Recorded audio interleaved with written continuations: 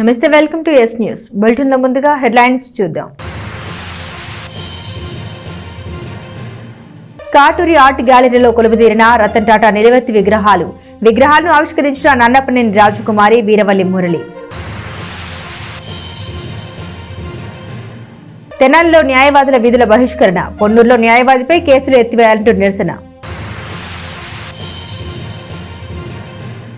పినపాడు వద్ద Madras railway gate మూసివేత, track పనుల కారణంగా బుధవారం సాయంత్రం వరకు గేటును మూసివేస్తున్నట్లు ప్రకటించిన అధికారులు. పట్టణంలో పారిశుద్ధ్య నిర్వహణ మరింత మెరుగుపరిచి ప్రజలకు ఇబ్బంది లేకుండా చూడాలని మున్సిపల్ చైర్పర్సన్ తాడుబోయిన రాధిక సిబ్బందికి సూచించారు. పట్టణంలో జరుగుతున్న ప్రత్యేక పారిశుద్ధ్య కార్యక్రమాన్ని పరిశీలించారు. తెనాలి పట్టణ 22వ వార్డు పరిధిలోని మారిస్పేట మఠం బజార్లో మున్సిపల్ చైర్పర్సన్ తాడిపోయిన రాధిక సోమవారం పర్యటించారు. స్థానిక కౌన్సిలర్ దుబాయ్ బాబు, మున్సిపల్ అధికారులు సిబ్బందితో కలిసి పలు ప్రాంతాల్లో పర్యటించి అక్కడ పారిశుద్ధ్య పరిస్థితులను పరిశీలించారు. కాలువలో మురుగు పారుదల సక్రమంగా లేకపోవడంతో సిబ్బందిని ప్రశ్నించారు. అప్పటికప్పుడు పారిశుద్ధ్య కార్మికులతో మురుగు కాలువలు శుభ్రం చేయించారు. ఈ సందర్భంగా చైర్పర్సన్ రాధిక మాట్లాడుతూ వార్డుల పర్యటనల ద్వారా ప్రత్యేక పారిశుద్ధ్య కార్యక్రమాలను పర్యవేక్షించడం జరుగుతుందని తెలిపారు. ప్రజలు కూడా మున్సిపల్ సిబ్బందికి సహకరించాలని కోరారు. ఈ పర్యటనలో town planning officer Sambasivarao, assistant engineer Sunil Kumar, sanitary inspector G Prasad, సచివాలయం సిబ్బంది పాల్గొన్నారు. ముందుగా అందరికీ నమస్కారం. ఈ రోజున 21, 22వ వార్డులోకి రావటం జరిగింది. శానిటేషన్లో భాగంగా ఎక్కడ చూసినా ఇంటి ముందులు బండలు కానీ స్లాబ్ లాగా పరిచేయటాన అది తీసే విధంగా లేకపోతేనా మా వర్కర్స్ కూడా లోపం ఉంది, నేను లేదని చెప్పడం లేదు. తీసే విధంగా మాన్యువల్ లాంటిది ఏర్పాటు చేసుకోవాలని కోరుతున్నాను. అలానే ఏదో చిన్న పెట్టాను అన్నట్టుగా మాన్యువల్ పెడుతున్నారు. అలా కాదండి, పార పట్టే విధంగా పెట్టాలని కోరుకుంటున్నాను. శానిటేషన్ మెరుగుపడాలన్నా, మన ఆరోగ్యంగా మెరుగుపడాలన్నా, ఈ దోమలు అనేది పెరగకుండా ఉండాలంటే అది మన చేతుల్లోనే ఉంది. కాబట్టి దయచేసి ఇంటి ముందల బండలు కానివ్వండి, స్లాపులు లాగా పరవకుండా మన మున్సిపల్ వర్కర్స్ తీసే విధంగా ఉంచాలని కోరుకుంటున్నాను. దాదాపు నేను చైర్పర్సన్గా నేను ప్రమాణం స్వీకారం చేసిన కాడి నుంచి శానిటేషన్ మీద దృష్టి పెట్టాను. అది మీ అందరికి కూడా తెలిసిందే. ఈ ప్రతి వార్డులో 40 వార్డుల్లో నేను ఒక్కసారి కాకుండా ప్రతి నెల నేను వెళ్ళడం జరిగింది. ఇది 3వసారి మళ్ళీ నేను ఈ శానిటేషన్ మీద తిరగటం జరుగుతుంది. కాబట్టి దయచేసి ప్రజలందరూ కూడా గమనించి మన ఇంటి ముందల మనం ఇల్లు ఎట్లా శుభ్రపరుస్తున్నామో మనం కాలువలు కానీ రోడ్లు కానీ శుభ్రంగా ఉంచుకుంటేనే మన ఆరోగ్యం కూడా మెరుగుపడింది. కాబట్టి దయచేసి మీరు కూడా మాకు సహకరించాలి. 22వ వార్డులో గ్యాంగ్ వర్క్ పెట్టడం చైర్పర్సన్ మేడం గారి ఆధ్వర్యంలో గ్యాంగ్ వర్క్ పెట్టడం జరిగింది. గత నెలలో కూడా సగం వార్డు అటు పక్కన చేశారు. ఈరోజు ఇంకా సగం పెట్టడం జరిగింది. కానీ వార్డు చాలా ఇబ్బందిగా ఉందని చెప్పడం ద్వారాగా మేడం గారు వచ్చి పరిశీలించి గ్యాంగ్ వర్క్ పెట్టి ప్రతిదీ బండల అడ్డాలు ఉంటే మొత్తం తొలగించి శుభ్రంగా చేపట్టడం జరిగింది. ఇది వార్డులో ఎంతో కాలువలు ఎప్పటి నుండో ఇబ్బందిగా ఉంటే ఈరోజు కొద్దిగా మా మేడం గారు శ్రద్ధ తీసుకొని వాటి మీద మా వార్డుకి ఇప్పటికీ 4-5 సార్లు రావడం జరిగింది చైర్పర్సన్ అయిన తర్వాత. అలాగే ప్రతి ఒక్కళ్ళు వార్డులో వాళ్ళకి కోరుకోవటం ఏంటంటే వార్డును మనం శుభ్రంగా పెట్టుకోవాలి. చెత్త చెదారం అనేది కాలువలు లేకుండా డస్ట్బిన్లు వేస్తే మనకి అంత ఇబ్బంది ఉండదు. ఈరోజు కాలువలు చూస్తే భయంకరంగా ఉన్నాయి. అంటే ఎవరు అశ్రద్ధ అంటే అది మా ప్రజల అశ్రద్ధ అనే చెప్పుకోవాలి. ఎందుకంటే కాలువల్లో ఏడ చూసిన చెత్తలు బండలు వేసేసి కాలువ తీయకుండా వర్కర్స్ అయితే పనులు చేయడానికి వస్తున్నారు.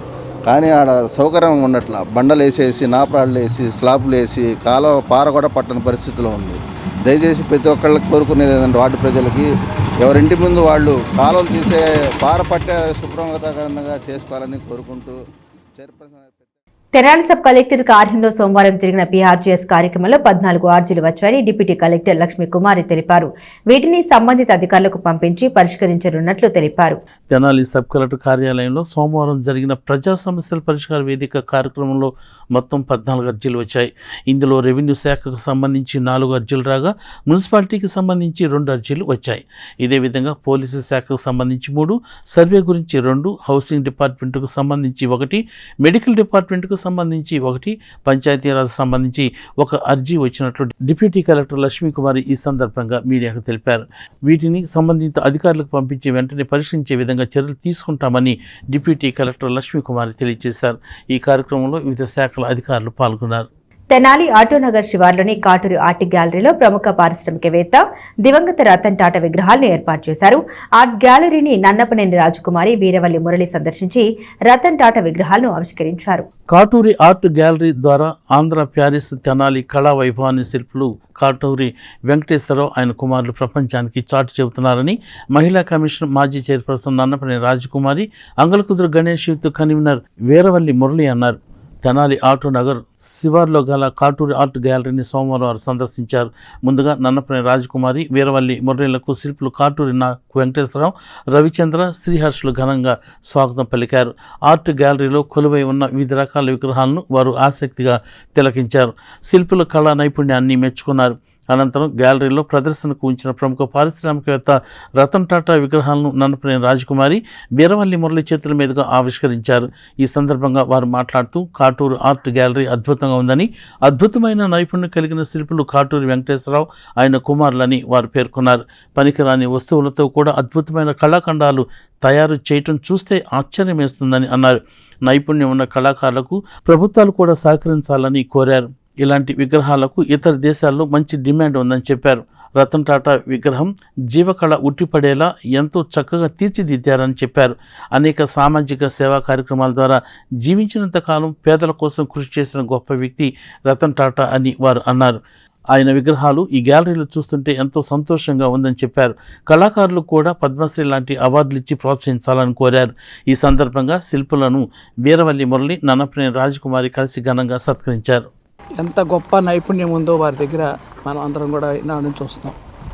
అది కూడా మీడియా ద్వారా, పత్రికల ద్వారానే అందరూ చూస్తూ ఉన్నారు. నేను కూడా చూసి ఇటువంటి అప్పుడప్పుడు చూడాలని, ఒకసారి గాంధీ విగ్రహం తయారు చేసినప్పుడు, మరోసారి ఇంకేదో పిలిచారు మీరు, అంబేద్కర్ విగ్రహం అనుకుంటా, అట్లా పిలిచినప్పుడు కూడా నేను వచ్చి చూశాను. అంతేకాకుండా ఫైబర్ గ్లాస్తోనే కాకుండా, సిమెంట్తోనే కాకుండా, ఇక మెటల్తోనే కాకుండా, ఈ నట్స్తోనూ, తర్వాత కొన్ని పనికిరాని వస్తువులతోనూ, తర్వాత ఈరోజు ఇంత చూసాం మనం, దాన్ని కూడా గొడ్లాలతోటి తయారు చేశారు. ఎంత నైపుణ్యం ఉండి ఎంత కష్టపడాలండి. ఈ రోజున ఖచ్చితంగా కాటూరు వారికి మనం అభినందించడమే కాదు, అభినందించేదానికన్నా కూడా అభయం ఇవ్వాల్సినటువంటి అవసరం ఉంది. ఆ అభయం ఏంటి అంటే, ఇవాళ 2 పిల్లలు, భార్య, తను, ఎంతమంది వర్కర్లు ఉన్నారో నాకైతే తెలియదు. మరి ఇంతమంది వర్కర్స్ ఎంతో కష్టపడితే కనుక ఇవన్నీ చేయడానికి వీలు కాదు. వీళ్ళందరూ డబ్బు ఎక్కడ, 8 విగ్రహాలు కొంటున్నారు, 8 విగ్రహాలు కొత్తగా తయారు చేస్తున్నారు, అంతే కదండి.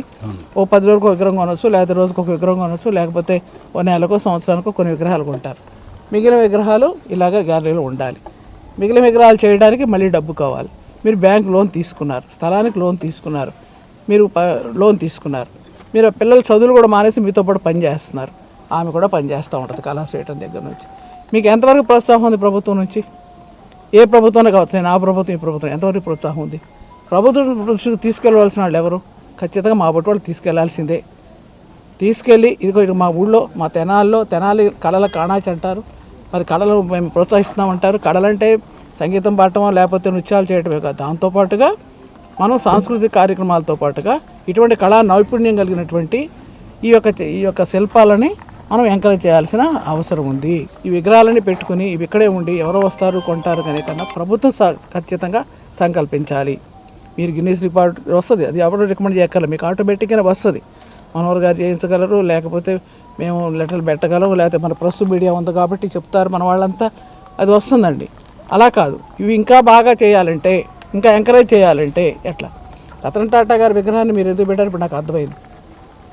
ఈరోజు ఒక సెల్ ఫోన్ దగ్గర నుంచి, ఒక జీబే కాదు, ఒక కారే కాదు, ఒక వ్యానే కాదు, ఒక ట్రైనే, అనేక రకాలైనటువంటి వస్తువులు, దరిదాపుగా కొన్ని 100 రకాల బిజినెస్ రకాల వస్తువులు తయారయ్యే విధంగా ఆయన ఎంతోమంది లక్షలాది మందికి ఉద్యోగ అవకాశాలు ఇచ్చి లక్షలాది మంది బతికే విధంగా, ఒక రకంగా చెప్పాలంటే ఇతర దేశాల సైతం పేరు తెచ్చుకునే విధంగా ఆయనకి బిడ్డలు లేకపోయినప్పటికీ కూడాను ఆయన కష్టపడి ఎన్ని చేశారు, ఎంత చేశారు మనకు అందరికీ తెలుసు. రతన్ టాటా గారు తెలియని వాళ్ళంటూ లేరు. వాళ్ళు ఈ దేశం కోసం చాలా చేశాడు ఆయన. ఎంతోమంది జీవనోపాధి ఏర్పాటు చేశాడు ఆయన. ఎంతోమంది ఉత్పత్తిని ఏర్పాటు చేశాడు ఆయన. కాబట్టి అటువంటి రతన్ టాటా గారి యొక్క ఆయన నిజంగా చెప్పాలంటే మొత్తం లిస్ట్ ఉంది. చాలా టైం అవుతుంది, ఇందులో ఉన్నారు మన వాళ్ళు. కానీ అనేక రకాలుగా మనం వారు తయారు చేసేటువంటి ఉత్పత్తులకి మనం గౌరవిస్తూ ఆయన మరణించినందుకు అందరూ కూడా బాధపడ్డారు. కానీ బతికే ఉన్నట్టుగా మనిషి మరణించిన మనిషి యొక్క విలువలు బతికే ఉన్నాయి. ఆయన చేసినటువంటి గొప్పతనం ఇంకా బతికే ఉంది. ఆయన చూపించినటువంటి బాటలో మీరు నడుస్తూ అందరిని నడిపిస్తూ ఆ విగ్రహాలు ఇక్కడ పెట్టారు. దాంట్లోని వాళ్ళ రతన్ టాటా గారంటే ప్రపంచంలోనే ఒక గొప్ప పారిశ్రామికవేత్తగా ఆయన ఏ విధంగా పేరు తెచ్చుకున్నారో మనం చూసాం. గుండు సూది నుంచి బుల్డోజర్ వరకు భారతీయుడు ఏదైనా సరే సాధించగలడు. సామాన్య ప్రజలకు అతి తక్కువ ధరల్లో ఏదైనా సరే మనం అందించగలమని చెప్పేసి నానా కారు చూసాం. మనం ₹1,00,000 పేదవాడికి ఒక కారును అందజేసినటువంటి ఒక గొప్ప వ్యక్తి రతన్ టాటా గారు. అటువంటి వ్యక్తి యొక్క విగ్రహాలను ఇక్కడ నెలకొల్పటం అనేది నిజంగా ఆయన యొక్క దేశభక్తికి, ఆయన యొక్క గొప్ప ఉదారమైనటువంటి ఒక మనసుకు మనందరం కూడా అభినందనలు తెలియజేయాలి. అలానే ప్రపంచంలో నాకు తెలిసి ఇంత గొప్ప ఆర్ట్ గ్యాలరీ అనేది నాకు తెలిసి ఎక్కడ ఉండి ఉండదు. ఎందుకంటే వ్యాపారం కోసం ఎంతోమంది చేస్తారు. వ్యాపారం కోసం కాదు, పేరు కోసం ముందు మనం చేయాలి. మహానుభావుల యొక్క విగ్రహాలన్నిటిని కూడా ఇక్కడ నెలకొల్పాలి అనే దాంట్లో అంబేద్కర్ గారు అనేకమైనటువంటి కళ్ళు చెదిరిపోయే విధంగా అంబేద్కర్ గారే వచ్చి ఇక్కడే కూర్చున్నారా, గాంధీజీ గారు ఇక్కడే ఉన్నారా, ఎన్టీఆర్ గారు ఇక్కడే ఉన్నారా అనేటటువంటి జీవం ఉట్టిపడే విధంగా ఆయన ఇక్కడ ఆ మహానుభావుల యొక్క విగ్రహాలని నెలకొల్పటం అనేది నిజంగా చాలా గొప్ప. తెనాలి ప్రాంత వాసులకు కూడా ఒక గొప్ప వరంగా కాటూరి వెంకటేశ్వర గారు శిల్పశాలని చెప్పేసి నేను తెలియజేస్తాను. ఒక మహనీయుడు, భారతీయులందరూ మరి ఎంతో గర్వపడే వ్యక్తి రతన్ టాటా గారి విగ్రహాన్ని ఈ రోజున కాటూరి ఆర్ట్ గ్యాలరీలో ఆవిష్కరించుకోవడం జరిగింది. రతన్ టాటా గారి గురించి చెప్పాలంటే ఒక మహోన్నతమైన వ్యక్తి, ఎంతో విలువలు కలిగిన మరి వ్యాపారం చేసిన వ్యక్తిగా అందరూ కొనియాడతారు. ఆయన గురించి చెప్పాలంటే ఎన్నో కొటేషన్స్ ఎన్నో మనం ఉన్నాయి. ఆయన అంత కోటీశ్వరుడు కూడా ఎంతో నిరాడంబరంగా జీవించాడు. భారతదేశానికి అవసరమైనప్పుడు 100 కోట్ల 1000 కోట్ల మరి ధనాన్ని ఆయన వెచ్చించి ఆయన భారతీయుల మనసుల్లో ఎలా చుచ్చుకుపోయి ఉన్నారంటే, ఆయన మరణించినప్పుడు భారతీయుల స్పందన మరి బట్టి మనం ఆయన ప్రజల మనసుల్లో ఎంత పేరు సంపాదించుకున్నారో చెప్పవచ్చు. అలాంటి రతన్ టాటా గారు మరి మరణించిన వెంటనే ఒక 5-6 రోజుల్లోనే ఆయన విగ్రహాన్ని తయారు చేసి, బస్ సైజ్ విగ్రహాన్ని తయారు చేసి కాటూరి ఆర్ట్ గ్యాలరీలో మేము ప్రతిష్ఠించడం జరిగింది. ఆ రోజున మరి తెనాలి శాసనసభ్యులు మరి మనకి మంత్రివర్యులు కూడా అయిన నాదెళ్ల మనోహర్ గారు ఆ రోజున వచ్చి మరి వారి రతన్ టాటా గురించి ఎంతో గొప్పగా ప్రసంగించి ఆ రోజు ఆయన ఆ కార్యక్రమాన్ని విజయవంతంగా పూర్తి చేశారు. ఈ రోజున మరి అదే స్ఫూర్తితో మేము రతన్ టాటా గారి నిలువెత్తి విగ్రహాలని చేసి ఈ రోజున కాటూరి ఆర్ట్ గ్యాలరీలో ఎగ్జిబిషన్ చేయడం జరిగింది. తెనాలి బార్ అసోసియేషన్ ఆధ్వర్యంలో కోర్టు విధులను బహిష్కరించి తెనాలి 1 టౌన్ పోలీస్ స్టేషన్ వద్ద నిరసన కార్యక్రమాన్ని చేపట్టారు. పొన్నూరు టౌన్ సిఐ ఎస్ఐలను తీరును ఖండిస్తూ వారిని సస్పెండ్ చేయాలని డిమాండ్ చేశారు. పొన్నూరు పోలీస్ స్టేషన్లో ఒక సీనియర్ న్యాయవాది బేతాళ ప్రకాశ్రావు నిర్బంధించి విచక్షణ రహితంగా కొట్టడమే కాక అతనిపై తప్పుడు ఎఫ్ఐఆర్ నమోదు చేసినందుకు నిరసిస్తూ గుంటూరు జిల్లా బార్ ఫెడరేషన్ పిలుపు మేరకు తెనాలి బార్ అసోసియేషన్ అధ్యక్షులు బేతాళ ప్రభాకర్ ఆధ్వర్యంలో నిరసన కార్యక్రమాన్ని చేపట్టారు. కోర్టు విధులు విద్యులను బహిష్కరించి తెనాలి 1 టౌన్ పోలీస్ స్టేషన్ వద్ద నిరసన చేపట్టారు. ఈ సందర్భంగా వారు మాట్లాడుతూ న్యాయవాదులపై పోలీసులు దాడి అమానుషమని అన్నారు. రాజ్యాంగ విలువలను కాపాడాల్సిన పోలీసులు న్యాయం కోసం పోరాడే న్యాయవాదులపై దాడి చేయటాన్ని తీవ్రంగా ఖండిస్తున్నామని అన్నారు. న్యాయవాదులపై గౌరవం లేకుండా పోలీసులు విచక్షణ రహితంగా మరియు బాధ్యతారహితంగా వ్యవహరిస్తున్న తీరును ఖండిస్తూ ఈ ఘటనకు కారణమైన సర్కిల్ ఇన్స్పెక్టర్ని మరియు సిబ్బందిని వెంటనే విధుల నుంచి తొలగించాలని, న్యాయవాదికి న్యాయం చేయాలని, తక్షణమే వారిని అరెస్టు చేయాలంటూ డిమాండ్ చేశారు. అంతేకాక దీని మీద సమగ్ర విచారణ జరిపి నిజాలు నిగ్గు తేల్చాలని కూడా వారు డిమాండ్ చేశారు. ఈ కార్యక్రమంలో బేతాళ ప్రభాకర్, హరిదాస్ గౌరీశంకర్, అప్పల కిషోర్, అబ్దుల్ ఆరిఫ్, కంచెర్ల కోటేశ్వరరావు, రెడ్డి వెంకటేశ్వరరావు, నాగళ్ల హరీష్ మరియు జూనియర్ న్యాయవాదులు పాల్గొన్నారు. వాస్తవంగా ఎవరైతే డ్యూటీ డాక్టర్ ఉన్నాడో ఆయన వాస్తవంగా ఎవరు వచ్చినా కానీ ట్రీట్మెంట్ ఇవ్వాలి.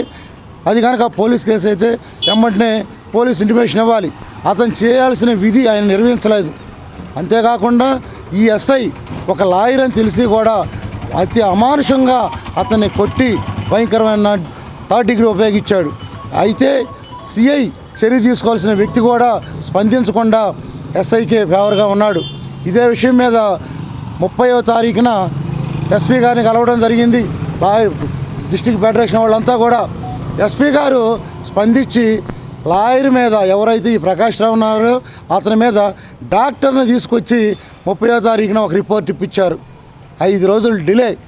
అదే ఎస్ఐ రాజ్కుమార్ చేత ఇంకొక ఎఫ్ఐఆర్, 2 రిపోర్ట్లు అవి కూడా నాన్ అవైలబుల్ కేసులు కట్టారు ఒక లాయర్ మీద. ఎవరైతే భయంకరంగా టార్చర్ చేసి అతని చెట్టుని వేలు కూడా ఇరిగిపోయి నడవలేని స్థితిలో ఉన్న వ్యక్తి మీద కేసు ఇస్తే ఈ ఎస్ఐ రాజ్కుమారు అతని ఎస్ఐ మీద నా బెయిలబుల్ కేసు పెట్టారు. వాస్తవంగా ప్రజలు గమనించండి, చట్టాలని ప్రజలకి అందించే న్యాయవాదులు ప్రజలకి దగ్గరుండి వాళ్ళకి కావలసిన వాటికి పోరాడే వ్యక్తుల్ని ఈ విధంగా వాళ్ళు ఇష్టం వచ్చినట్లుగా తాష్టికం చేసి దౌర్జన్యం చేస్తుంటే సామాన్య ప్రజలకు రక్షణ ఏంటి? దేశానికి వెన్నెముక లాంటి న్యాయవాదులపై దాడులు జరుగుతున్నాయి అక్కడక్కడ రాష్ట్రం మొత్తం మీద. ఈ న్యాయవాది లేకపోతే మీకు ఖచ్చితంగా ఏమి న్యాయం జరగదు. కాబట్టి దీని మీద సిఐఎస్ఐపై కూడా వెంటనే కేసు కట్టాలని ఎస్పీ గారికి మేము కోరుకుంటాం. అదేవిధంగా న్యాయవాదులు లేకపోతే మీకు కక్షిదారులకు కూడా మీకు ఏం న్యాయం జరగదు. కాబట్టి కక్షిదారులారా ఈ 4 రోజులు మీరు మాకు సహకరించండి. ఇక్కడ బాయ్ కట్టి మీరు సహకరించుకోవాలని కోరుకున్నాం. కాబట్టి మీరంతా వచ్చి మాకు నెట్టేసారని అది ఇది అనుకోకుండా ఈ 4 రోజులు మాకు సహకరిస్తే బేతాళ ప్రకాష్ గారికి న్యాయం జరుగుతుందని కోరుకుంటూ, ఏదైతే పొన్నూరులో మరి ఒక తన క్లయింట్ విషయంలో హాస్పిటల్కి వెళ్ళి అతనికి న్యాయం చేయమని అడిగినటువంటి బేతాళ ప్రకాష్ రావు అని అక్కడ ఉన్నటువంటి డ్యూటీ డాక్టర్ సిబ్బంది నిర్లక్ష్యంగా మాట్లాడి అతన్ని నెట్టుకుంటూ హాస్పిటల్ నుంచి బయటికి తీసుకురావడం జరిగింది. ఆ క్రమంలో అక్కడ ఉన్నటువంటి డ్యూటీ డాక్టరు మరి పోలీసులకి ఫోన్ ద్వారా సమాచారం అందించి అతన్ని నేను అడ్వకేట్ నేను చెప్పినా కూడా మరి వెనుకొండ నిర్దాక్షిణ్యంగా అతన్ని జీపులో వేసుకెళ్ళి మరి పోలీస్ స్టేషన్లో నిర్బంధించి హంటర్తో ఒక జేబు దొంగని, ఒక రౌడీ షీటర్ని, ఒక కేడీని కొట్టినట్టుగా అమానుషంగా అతన్ని చిత్రహింసలు గుర్చేయడం జరిగింది. దాని నిరసనగా మేము దాదాపుగా 25 రోజుల నుంచి కూడా జిల్లా వ్యాప్తంగా కూడా ఉమ్మడి జిల్లా ఫెడరేషన్ పిలుపు మేరకు మేము బాయ్కాట్ చేస్తూనే ఉన్నాం. మేము చాలాసార్లు బాయ్కాట్లు చేసాం, స్పందించాము. ఎందుకంటే రాష్ట్ర వ్యాప్తంగా కూడా దేశవ్యాప్తంగా కూడా న్యాయమూర్తుల పట్ల చాలా అమానుషంగా మరి క్లయింట్లు కానివ్వండి, పోలీసులు కానివ్వండి వ్యవహరిస్తూ ఉన్నారు. మరి గత 2 సంవత్సరాల కిందట మరి తెలంగాణకు చెందిన 2 దంపతుల్ని న్యాయవాదులను కూడా నడి రోడ్డు మీద విచక్షణ రహితంగా హత్య చేయడం జరిగింది. అలాగే గుంటూరు జిల్లాలో ఒక మహిళా న్యాయవాదిని ఇంట్లో అపార్ట్మెంట్ విషయంలో ఒక గొడవ జరిగి మరి ఆమెను హత్య చేయడం జరిగింది. 2 రోజుల కిందటే మరి శుక్రవారం తీర్పు వెలువడింది. వాళ్ళకి యావజ్జీవ శిక్ష కూడా విధించడం జరిగింది. ఇలా చూస్తూ పోతా ఉంటే మరి ఎక్కడ న్యాయవాదులకు కూడా ఎక్కడ రక్షణ కల్పించలేకపోతా ఉన్నారు. మేము అడుగుతా ఉన్నాం కేంద్ర రాష్ట్ర ప్రభుత్వాలని, మరి సుప్రీంకోర్టుని, హైకోర్టుని కూడా మేము ప్రార్థిస్తా ఉన్నాం. అడ్వకేట్ ప్రొటెక్షన్ యాక్షన్ తీసుకురండి. మాకంటూ కొన్ని నియమ నిబంధనలు ఉంటే మా జోలికి వచ్చేదానికి ఎవరు కూడా భయపడతారు. మన డాక్టర్స్ ప్రొటెక్ట్ యాక్షన్ ఉంది, వాళ్ళకు ఉంది, అలాగే చాలామందికి ఉన్నాయి. మరి అడ్వకేట్స్ లేకుండా పోయింది. కాబట్టి ఖచ్చితంగా అడ్వకేట్ ప్రొటెక్షన్ యాక్షన్ తీసుకురావాలా. ఏదైతే ప్రకాష్ రావు ఉన్నాడో అతనికి కూడా కాంపన్సేషన్ మరి అతనికి అతని కుటుంబ సభ్యులు కూడా ఇవ్వాలని చెప్పి డిమాండ్ చేస్తూ మరి ఈ నెల 24 వరకు కూడా బాయ్కాట్ని కంటిన్యూ చేస్తూ ఉన్నాం. మరొకసారి న్యాయవాదులందరూ కూడా విజ్ఞప్తి చేస్తూ ఉన్నాం. మేము మీ క్లయింట్లకి చెప్పండి, మేము మీ క్లయింట్లు ఫోన్ ద్వారా బాయ్కాట్ జరుగుతుంది రావసరం లేదు, మేము వాయిదాలు మేము చూసుకుంటామని మీరు చెప్పండి. ఇక్కడికి వచ్చి మంచి వాతావరణాన్ని కూడా మరి మీరు చెప్పకపోవటం వల్ల వారి సమాచారం లోపం వల్ల ఇబ్బంది జరుగుతుంది. కాబట్టి రాష్ట్ర ప్రభుత్వం ప్రతి సోమవారం నిర్వహించే ప్రజా సమస్యల పరిష్కార వేదిక కార్యక్రమం నేపథ్యంలో తెనాలి మండల తహసీల్దార్ కార్యాలయంలో 4 అర్జీలు వచ్చాయి. వీటిని వెంటనే పరిశీలించి పరిష్కరించనున్నట్లు తహసీల్దార్ కెవి గోపాలకృష్ణ తెలిపారు. తెనాలి తహసీల్దార్ కార్యాలయంలో సోమవారం జరిగిన గ్రీవెన్స్ కార్యక్రమంలో 4 అర్జీలు వచ్చాయి. పినపాడు పంచాయతీకి సంబంధించి 1 అర్జీ, పట్టాదారు పాస్ పుస్తకం కోసం 1, సర్వేకు సంబంధించి మరొక అర్జీ, అలాగే గతంలో పొలం అమ్ముకున్న రికార్డులు చూపిస్తుందంటూ ఇంకొకరు అర్జీని ఇచ్చినట్టు తహసీల్దార్ కెవి గోపాలకృష్ణ ఈ సందర్భంగా మీడియాకు చెప్పారు. ప్రజలు ఇచ్చిన అర్జీలను పరిశీలించి వాటిని సంబంధిత అధికారులకు పంపించి పరిష్కరించనున్నట్లు తహసీల్దార్ కెవి గోపాలకృష్ణ తెలియజేశారు. ఈ సమావేశంలో పలువురు అధికారులు పాల్గొన్నారు. అందరికీ నమస్కారం. ఈరోజు తహసీల్దార్ కార్యాలయంలో జరిగిన ప్రజా సమస్యల పరిష్కార వేదికలో 4 అర్జీలు అందినాయి. అందులో ఒకటి పినపాడు పంచాయతీ రిలేటెడ్గా ఉంది, అట్లాగే ఒకటి పట్టదారు పాస్ పుస్తకం కావాలని, మరొకటి సర్వే రిలేటెడ్ విషయం, ఇంకో అంశంలో గతంలోనే వాళ్ళు పొలం అమ్ముకున్నప్పటికీ అది ఇంకా రికార్డులో చూపిస్తోందని. ఈ విధమైన 4 అర్జీలు అందినాయి. ఈ 4 అర్జీలు కూడా సంబంధిత విఆర్ఓలకి, సర్వేయర్లకి, అలాగే అదర్ డిపార్ట్మెంట్స్కి కూడా పంపించి నిర్ణీత కాల వ్యవధిలోపు దాన్ని పరిష్కరించే విధంగా కృషి చేస్తాం. మానవ హక్కుల ఉద్యమ నేత న్యాయవాది గొర్రెపాటి మాధవరావు ఆకస్మిక మృతి సమాజానికి తీరంలోటని మానవ హక్కుల వేదిక రాష్ట్ర ప్రధాన కార్యదర్శి వై రాజేష్ అన్నారు. మాధవరావు సంస్మరణను ఆదివారం రాత్రి తెనాలిలో నిర్వహించగా పలువురు నివాళులర్పించారు. అణిచివేత చట్టాల మూలాలు ఎక్కడున్నాయి, ఎలా విస్తరిస్తున్నాయి అనే అంశాలపై అవగాహనతో ప్రజలను చైతన్యవంతులను చేస్తున్న మానవ హక్కుల వేదిక తెలంగాణ పూర్వ అధ్యక్షుడు, పాత్రికేయుడు, న్యాయవాది గొర్రెపాటి మాధవరావు సంస్మరణ కార్యక్రమం స్థానిక నందులపేటలోని కవిరాజ పార్కులో ఆదివారం రాత్రి ఏర్పాటు చేశారు. మానవ హక్కుల వేదిక గుంటూరు జిల్లా శాఖ ఆధ్వర్యంలో ఏర్పాటైన సభకు వేదిక కృష్ణా జిల్లా కన్వీనర్ జి రోహిత్ అధ్యక్షత వహించారు. మానవ హక్కుల వేదిక రాష్ట్ర ప్రధాన కార్యదర్శి రాజేష్ మాట్లాడుతూ, విద్యార్థిగా ఉన్నప్పుడే రాజకీయాల్లో చురుకుగా ఉంటూ వచ్చిన మాధవరావు సమాజంలో పెరుగుతున్న విద్వేష రాజకీయాలపై అవగాహన కలిగిన వ్యక్తిగా చెప్పారు.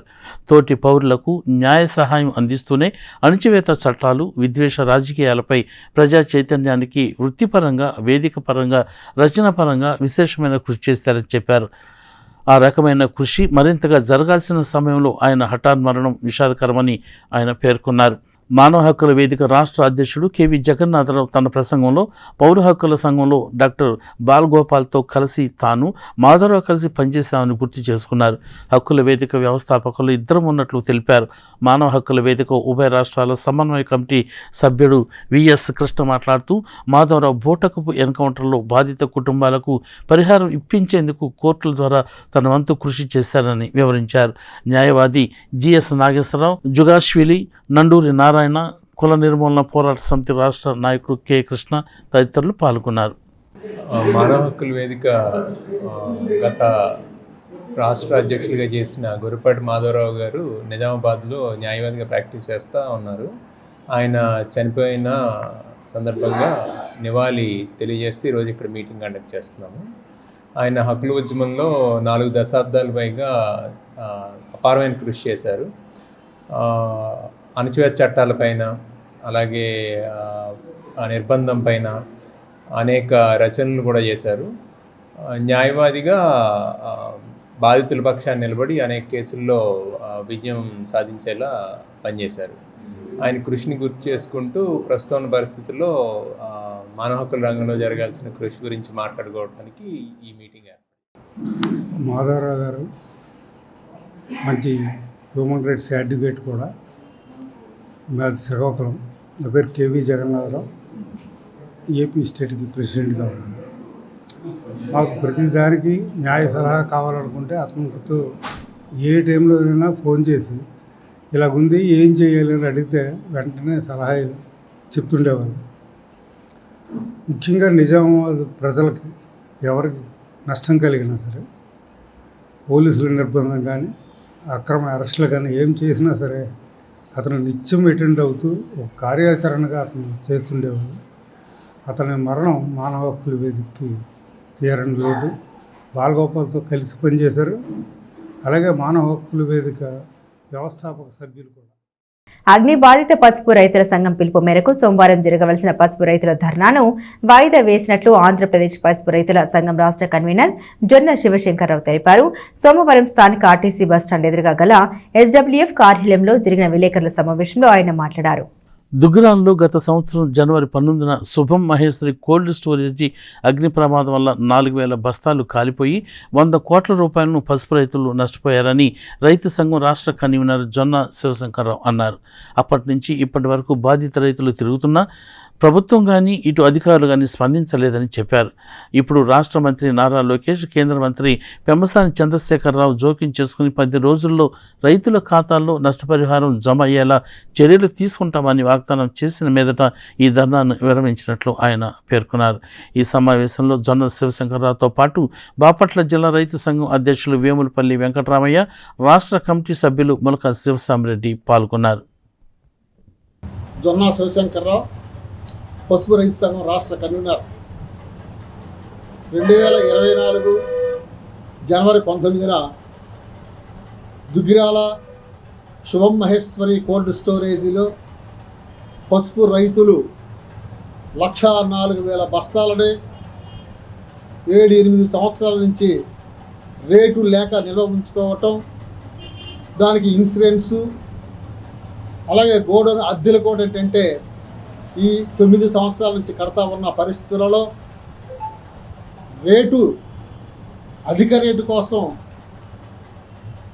చూస్తూ ఉన్న పరిస్థితులలో 2024 జనవరి 19న శివమహేశ్వరి కోల్డ్ స్టోరేజీలో పసుపు దగ్ధమైన పరిస్థితి మనందరికీ విదితమే. ఈ సంవత్సర కాలంలో రైతు సంఘాలు అనేక ఆందోళన ఫలితంగా వ్యవసాయ మంత్రి దగ్గర ఒక ఒప్పందం జరిగింది. కింటాకు 7,000 రూపాయలు ఇస్తామని చెప్పేసి హామీ ఇచ్చారు. ఇన్సూరెన్స్ క్లెయిము పోను అదనంగా పడితే ప్రభుత్వం నుంచి ఇస్తామని చెప్పేసి హామీ ఇచ్చిన మేరకు మా ఆందోళన విరమించడం జరిగింది. నిన్న 2025 జనవరి 19కి సంవత్సరం అవుతా ఉన్న సందర్భాలలో మేము ఇక్కడ new India insurance Tenali branch అధికారులు కలవటం జరిగింది. వాళ్ళ సమాధానం సరిగా లేకపోవటం, అదేవిధంగా ఇంకా కోల్డ్ స్టోరేజ్ నుంచి రావలసిన సరైన ఇన్ఫర్మేషన్ మాకు రాలేదు, ఇంకా ఫైర్ స్టేషన్స్ కూడా ఇన్ఫర్మేషన్ రాలేదు. కాబట్టి ఇంకా మాది ఈ ఆలస్యం అవుతూ ఉందని చెప్పేసి నిర్లక్ష్యంగా సమాధానం చెప్పిన క్రమంలో మేము ఈరోజు ఆ యొక్క ఇన్సూరెన్స్ కంపెనీ దగ్గర ధర్నా చేద్దామని చెప్పేసి ప్రకటన ఇవ్వడం జరిగింది. ఈ ప్రకటన అనంతరం అధికార యంత్రాంగం ప్రభుత్వం స్పందించి ఆలస్యం లేకుండా మీకు 10 రోజులలో ఇన్సూరెన్స్ ప్రాసెస్ని మూవ్ చేసేసి మీకు తగిన విధంగా సహాయ సహకారాలు అందిస్తామని చెప్పేసి ప్రభుత్వం స్పందించిన మేరకు మా ఈ ధర్నా కార్యక్రమాన్ని వాయిదా వేయటం జరిగింది. ప్రభుత్వం స్పందించి ఏదైతే 7,000 రూపాయలకి కిట్టాకి ఇస్తామని చెప్పేసి హామీ ఇచ్చారో ఆ హామీ మేరకు 10-15 రోజుల్లో సరైన ప్రభుత్వం ఇచ్చిన హామీ మేరకు స్పందన వస్తే రైతులతో ఆనందంతో వాళ్ళకి కృతజ్ఞత తెలియజేసుకుంటాం. అదే జరగకపోతే మరలా మా ఆందోళన కార్యక్రమాన్ని ముందు కొనసాగిస్తామని చెప్పేసి కానీ రైతులతో మాత్రం ఇదిగో అవుతుంది అదిగో అవుతుంది అని చెబుతున్నారు. కానీ ఎంక్వైరీ ఈ మొన్న 16-17 తేదీలో తీసుకున్న బాండ్లతో పాటు ఇంకా కొన్ని కలెక్ట్ చేయాల్సి ఉంది. నెల మీద 5 రోజులు అవుతున్నా ఇంకా దిగుబాటు పేపర్స్ ఎప్పుడు తీసుకుంటారో, ఎప్పుడు కంప్లీట్గా వాళ్ళకి సమాచారం అందిస్తారో తెలియని పరిస్థితి. వాళ్ళు ఏం చెబుతున్నారు, ఒక పేపర్ ఆగినా లేదా ఒక బాండ్ ఆగినా ఈ సమస్యకు పరిష్కారం దొరకదు, అట్లాగే ఆగిపోతుందని చెబుతున్నారు. ఈ విషయంలో అక్కడి నుంచి వచ్చిన ఇన్సూరెన్స్ ఎంక్వైరీ క్రాస్ చెకింగ్కి వచ్చిన ఆఫీసర్ గారు తక్షణమే మిగిలిన పేపర్స్ కూడా కలెక్ట్ చేసి బాంబే హెడ్ ఆఫీస్కి అందజేయాల్సినందుకు కోరుతున్నాం. అట్లాగే ఈ సమస్యను పరిష్కరించడం కోసం ఒక హై లెవెల్ కమిటీ సమావేశం ఏర్పాటు చేసి సమస్యను పరిష్కరిస్తామని చెబుతున్నారు. దాంతోపాటుగా రైతులతో కూడా లోకేష్ గారికి ఒక అపాయింట్మెంట్ కూడా ఇప్పిస్తాం. రైతులు తమ సాధక పథకాలు 10 రోజుల్లో ఆయన ముందు మనం వ్యక్తపరిస్తే దాని మీద సీరియస్గా తీసుకుని చేస్తామని చెబుతున్నారు. కాబట్టి వారికి ధన్యవాదాలు తెలియజేసుకుంటున్నాం. అట్లాగే దాదాపు సంవత్సరం 13 నెలల పాటు ఢిల్లీ పరిసర ప్రాంతాల్లో లక్షలాది మంది రైతుల ఆందోళన ఫలితంగా ప్రధానమంత్రి మోడీ గారు మరి నల్ల వ్యవసాయ 3 చట్టాలను కూడా రద్దు చేస్తామని చెప్పి ఇవాళ దొడ్డిదారిన ఆ చట్టాలని అమలు జరుపుతున్నారు.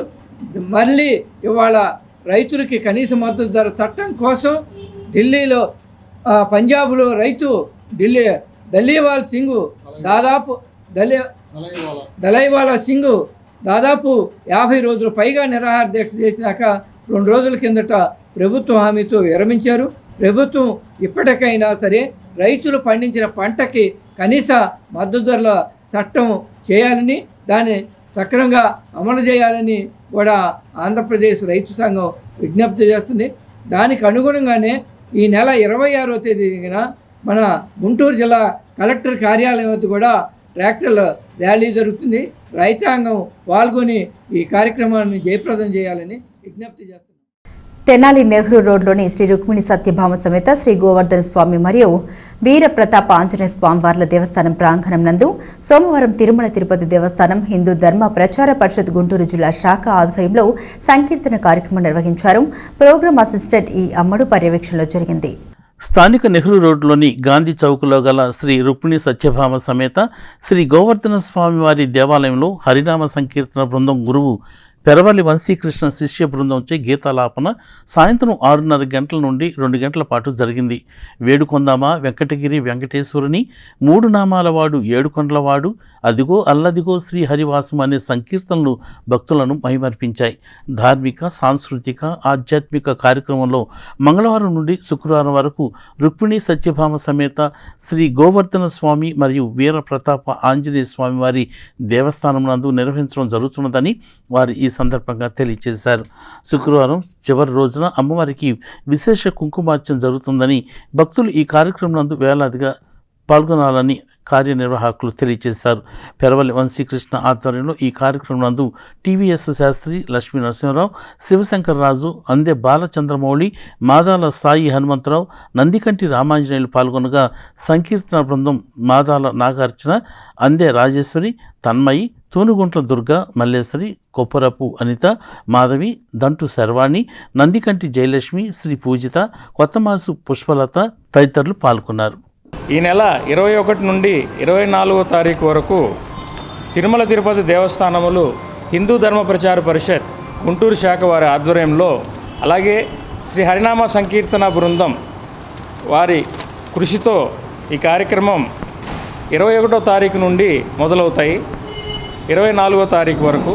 21వ తారీఖు ముందుగా సాయంత్రం 6:30 గంటల నుండి 7:30 గంటల వరకు శ్రీ ములుకుట్ల విశ్వనాథ్ శర్మ గారిచే ఉపన్యాసం ఉంటుంది. తదుపరి స్థానిక భజన మండలి వారిచే భజన కార్యక్రమం, అలాగే చిరంజీవి తన్మయిచే కూచిపూడి భరతనాట్యం చేయించడం జరుగుతుంది.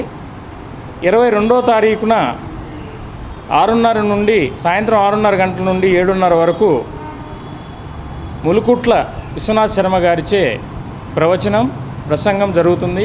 తర్వాత సామూహిక సంకీర్తన, అన్నమయ్య సంకీర్తన జరుగుతుంది.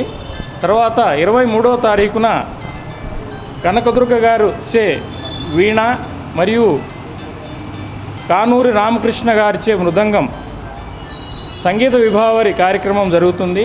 అలాగే 24వ తారీఖున స్థానిక సుహాసినిలచే కుంకుమార్చన కార్యక్రమం జరుగుతుంది. దీనిలో సుమారు 500 మంది సుహాసినీలు పాల్గొంటున్నారు. శ్రీ రుక్మిణి సత్యభామ సమేత శ్రీ గోవర్ధన స్వామి మరియు వీరప్రతాప ఆంజనేయ స్వామి వార్ల దేవస్థానం నెహ్రూ రోడ్ తెనాల్లో ఈ కార్యక్రమం జరుగుతుంది. ఈ నెల 21వ తేదీ నుండి 24వ తేదీ వరకు రుక్మిణి సత్యభామ సమేత శ్రీ గోవర్ధన స్వామి మరియు వీరప్రతాప ఆంజనేయ స్వామి వార్ల దేవస్థానం నందు తిరుమల తిరుపతి దేవస్థానం ఆధ్వర్యంలో శ్రీ హరినామ సంకీర్తన బృందం వారిచే కార్యక్రమం నిర్వహించబడుతుంది. కాబట్టి భక్తులందరూ ఈ కార్యక్రమాలని దిగ్విజయం చేయవలసిందిగా కోరుచున్నాం. తిరుమల తిరుపతి దేవస్థానము హిందూ ధర్మ ప్రచార పరిషత్ గుంటూరు జిల్లా తెనాలి నందు శ్రీ గోవర్ధన స్వామి దేవస్థానంలో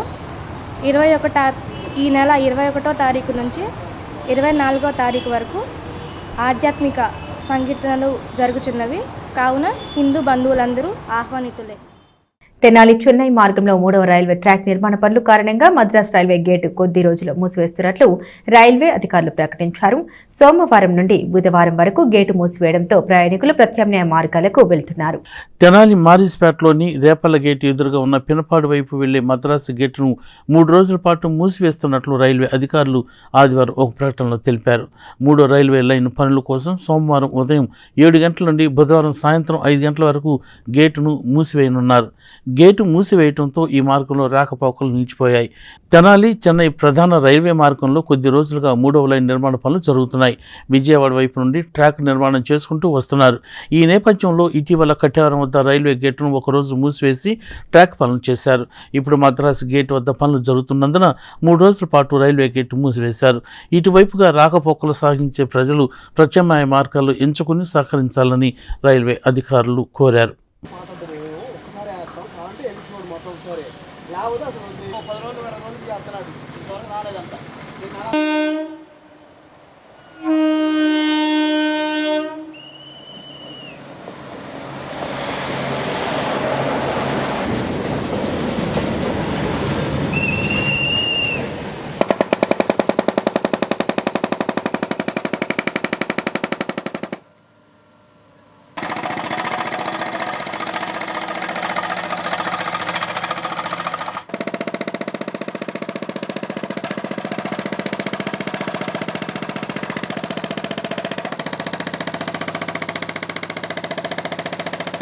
బులెటిన్ ముగించే ముందు హెడ్లైన్స్ మరోసారి.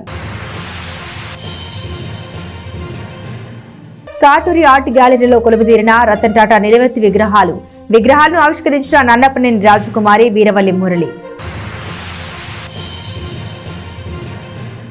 తెనాలిలో న్యాయవాదుల విధుల బహిష్కరణ, పొన్నూరులో న్యాయవాదిపై కేసులు ఎత్తివేయాలంటూ నిరసన. పినపాడు వద్ద మద్రాస్ రైల్వే గేటు మూసివేత, ట్రాక్ పనుల కారణంగా బుధవారం సాయంత్రం వరకు గేటును మూసివేస్తున్నట్లు ప్రకటించిన అధికారులు. ఇవి బులెటిన్ అప్డేట్స్. మరిన్ని అప్డేట్స్ కోసం చూస్తూనే ఉండండి ఎస్ న్యూస్.